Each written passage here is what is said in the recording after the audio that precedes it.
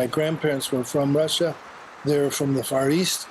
And quickly as a child, I realized that there's politics going on because I was told, don't speak Russian. And my parents were saying, yeah, to the grandparents, don't speak Russian to Stephen. And we don't want him to speak Russian because we are in the middle of a Cold War. So the Cold War goes back a long time. The United States of America has their own agenda, and they have their own narrative. And one of the things that they have wanted to do, going back, way back from the beginning of after World War II, was to be able to paint Russia as the bad guy. 90% of the people of America believed whatever they saw on the internet, whatever they saw in the newspapers, whatever they saw in the magazines. And as time went on, they started to wisen up and realize that, you know, oftentimes they're being manipulated and lied to. But in the beginning, it was oftentimes pretty terrible and pretty hard on someone like me, because I loved Russia and I could see that these people didn't know. And you know, sometimes you would hear crazy lies and propaganda, like, you know, somebody would say, oh, what is your ethnicity? And I said, well, I'm Russian and this and that. We'd be talking about Russia, and they go, Russia? You don't ever want to go to Russia. If you go to Russia, your wife will be raped, your mother will be raped.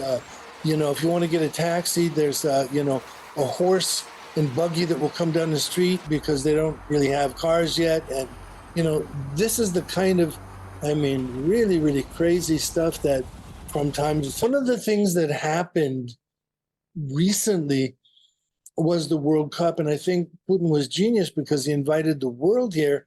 And all of a sudden the world came here and saw that, wait a minute, Russia's a beautiful place. Moscow is an amazing city. It's very cultured. The technological advances are higher here than most places. The restaurants are some of the best on earth.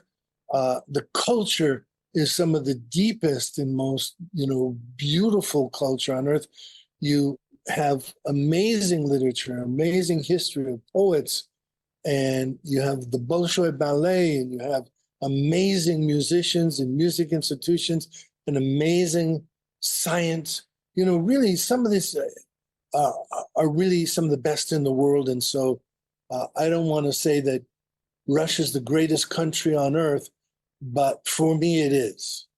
It's one of the only countries in the world where you will see that all religions are supported and helped and propped up and loved and respected. You'll see Muslims, Islam, all these people here working side by side every day with Orthodox Christians and with Jews and with Buddhists.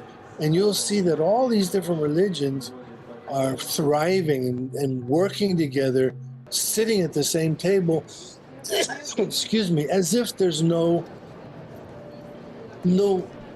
difference at all. And so